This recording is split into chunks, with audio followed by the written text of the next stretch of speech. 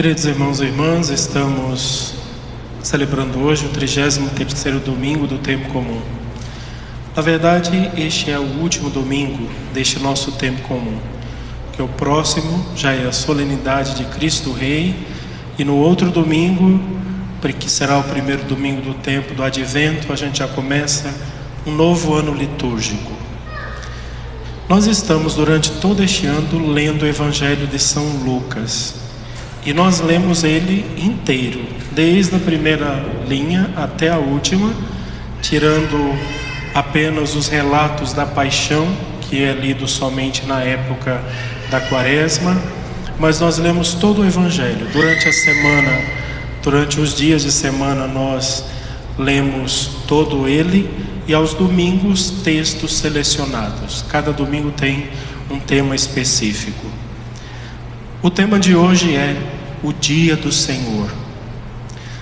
Acontecerá o dia do Senhor. O que é o dia do Senhor?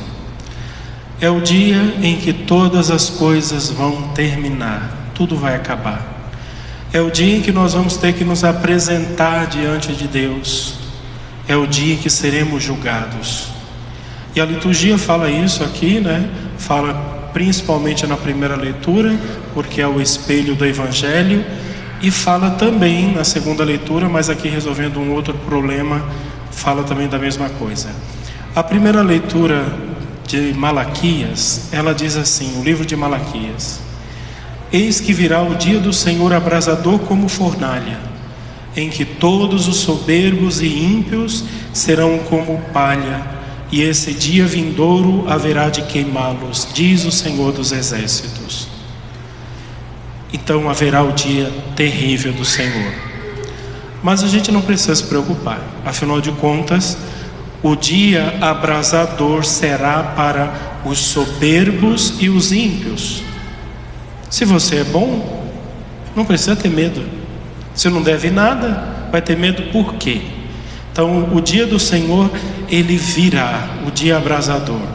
Mas cuidado, porque se o seu coração não é convertido, se você não vive segundo os preceitos de Deus, se não cumpre os mandamentos, se não ama a Deus de todo o seu coração, se vive no bem, se não vive na justiça, se você pratica todas essas coisas, cuidado.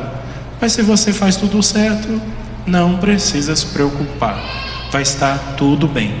É o que diz a primeira leitura. A segunda leitura da carta de São Paulo aos Tessalonicenses.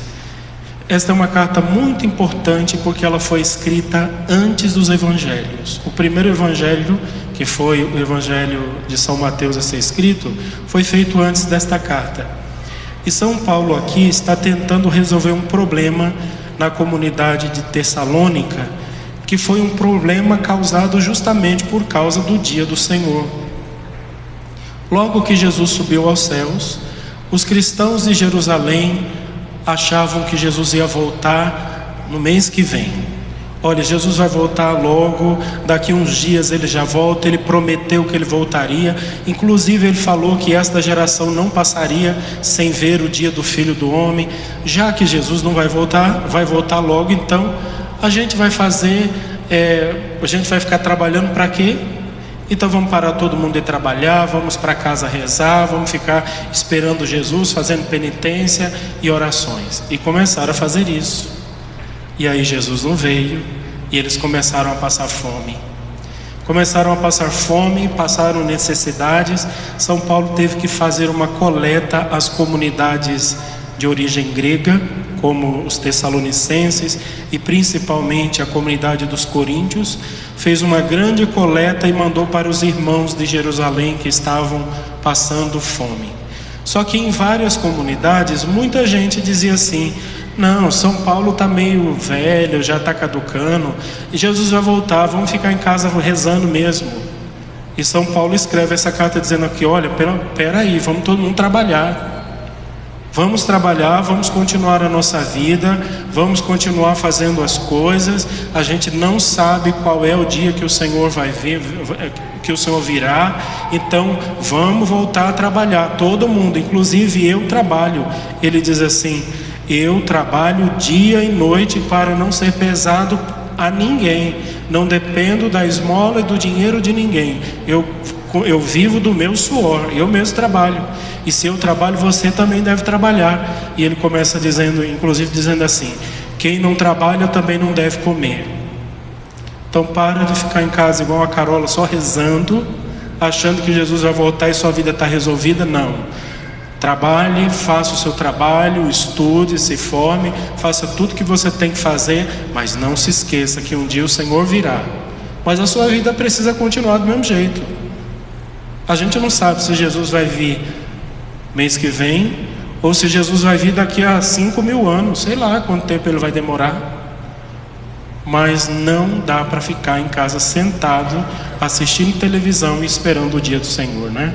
As pessoas mais piedosas colocam lá na Rede Vida, na Canção Nova, TV Século XXI, Rede Aparecida, vamos assistir missa e rezar o texto direto até Jesus voltar. Vai ter que rezar muito, né? Pode ser que ele não venha nessa geração. Mas um dia o Senhor virá. E o tema é falado de forma especial no Evangelho. Jesus está passando em Jerusalém. As pessoas comentando: olha que templo bonito, né? O templo de Jerusalém era um templo grandioso, era considerado uma das grandes maravilhas do mundo antigo. Tinha o Santo dos Santos, o segundo muro, depois a muralha do templo de Jerusalém, algo suntuoso, extraordinário, feito em cima do Monte Sião, na cidade santa de Jerusalém. Todo mundo que passava de longe avistava o templo santo de Deus. Todo mundo elogiando o templo. Jesus passa e diz: está vendo esse templo aqui? Não vai sobrar pedra sobre pedra. E o povo se assusta assim: como assim? Isso daqui é uma das coisas mais incríveis que nós já fizemos. Como é que alguém vai destruir isso daqui? Jesus estava de fato falando uma profecia que ia acontecer e não demoraria muito tempo. O templo de Jerusalém foi destruído no ano 70, foi arrasado o templo. A única coisa que sobrou foi um pedaço do muro, um pedacinho do muro, que eles chamam de o Muro das Lamentações. E até hoje os judeus rezam lá. Quando a gente vai lá no Muro das Lamentações, a gente coloca pedacinhos de papel dentro dos buraquinhos do muro, e todo mundo reza, e vem gente do mundo inteiro para rezar no pedacinho do muro onde era o templo o Santo dos Santos. Os muçulmanos tomaram e construíram lá em cima uma grande mesquita chamada a Mesquita de Omar, com uma enorme cúpula toda de ouro. Até hoje está lá. Mas o templo foi de fato destruído. O que Jesus está dizendo é: tudo que você conhece será destruído. A sua casa um dia não existirá mais. Os nossos templos um dia eles serão destruídos. A sua vida também será destruída. A maioria de nós daqui 50 anos já foi para o Beleléu faz hora. Daqui 100 anos, todo mundo que está aqui, exceto as criancinhas que pode chegar a 105, 110 anos, sei lá, não sei, né? Já não vai ter mais ninguém aqui, já será uma outra geração. E Jesus aqui vem nos alertar para que tomemos cuidado, estejamos preparados, porque o dia do Senhor vem. E vejam que bonito o Evangelho. Jesus fala que tudo será destruído, e eles perguntam: Senhor, quando será? E Jesus não responde. Na verdade, essa pergunta não deve ser respondida. E ele diz: os sinais serão: haverá guerras, tremores de terras, haverá catástrofes, haverá brigas entre as nações, haverá uma série de coisas. Mas tudo isso sempre aconteceu. Antes de Jesus, quantas guerras aconteciam, e depois de Jesus também. Ao longo da história da igreja, quantas guerras nós já enfrentamos, quantas vezes terremotos destruíram nossos templos santos. Por exemplo, a Basílica de São Francisco de Assis, lá na cidade de Assis, ela foi totalmente destruída e já reconstruída várias vezes. Na Europa, no Oriente Médio, em vários lugares onde tem problemas de terremotos, de vulcões e uma série de coisas, muitas igrejas foram destruídas. Jesus está dizendo: não é o tempo, não é quando, mas você tem que estar preparado. E você tem que estar preparado com uma fé extremamente solidificada para não ser enganado, porque sempre vai acontecer pessoas dizendo: olha, vai ser agora, vocês viram, a Rússia entrou em guerra com a Ucrânia, então é sinal de que o mundo está acabando, Jesus está voltando, né? Tem gente que diz, quando era para virar o ano 2000, eu me lembro muito bem, todo mundo: olha, vai acabar o mundo, ano 2000 não passará, e aquela loucura toda, né? Venham para cá, vamos para aquela igreja, não venha para essa, vamos para lá, porque Jesus vai voltar. Todo dia você passa nas praças e você vê gente com uma plaquinha: Jesus está voltando, Jesus não sei o que, bababá. E Jesus diz: olha, calma, tenha paciência, não é bem assim. Um dia acontecerá a volta do Filho do Homem, mas não é do jeito que você está pensando. Ele já veio, ele virá, ele está no meio de nós, ele já permanece conosco. E Jesus vai dizendo, né? E ele ainda vai dizendo outros sinais, e esses sinais todo mundo aqui já experimentou. Ele diz assim: quando essas coisas começarem a acontecer, vocês serão presos e perseguidos, sereis entregues às sinagogas e postos na prisão, depois serão levados diante de governadores, serão entregues pelos próprios pais, irmãos, parentes e amigos, todos te odiarão, e por aí vai. E a gente começa a sentir estes sinais, né? Você não pode falar tudo o que você quer. Mesmo nós padres no púlpito da igreja, a gente não pode falar todas as coisas às claras. Tem coisas que a gente não pode dizer, porque a igreja já é perseguida. Outras pessoas olham para você quando você está se arrumando para ir para a missa e dizem assim: você já vai para a igreja de novo? Você virou mulher de padre agora? Não sai mais debaixo da batina do padre? Todo domingo agora é isso? Todo domingo tem que ir à missa? Tem que rezar todo dia? Olha, você vai ficar louco de tanto rezar. Não precisa de tudo isso. O tempo inteiro, em algumas repartições públicas por aí, quando alguém diz que é católico: você é católico? Como assim? Você é da igreja que adora as imagens? Você faz parte desse tipo de igreja, dessas coisas? O tempo inteiro. Às vezes são os nossos próprios pais que olham para a gente e dizem: meu filho, você não acha que você está exagerando esse negócio de rezar tanto, não?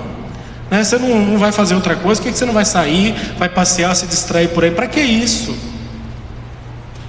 Começou a grande perseguição. Nós começamos. Tomara que a gente não seja levado diante dos tribunais, diante dos governadores. Tomara que isso não aconteça ainda na nossa geração, mas pode ser que aconteça. As coisas acontecem tão rápido ultimamente, e quando você assustar, você já está lá. Mas o que o Senhor vem dizer é: não se preocupe.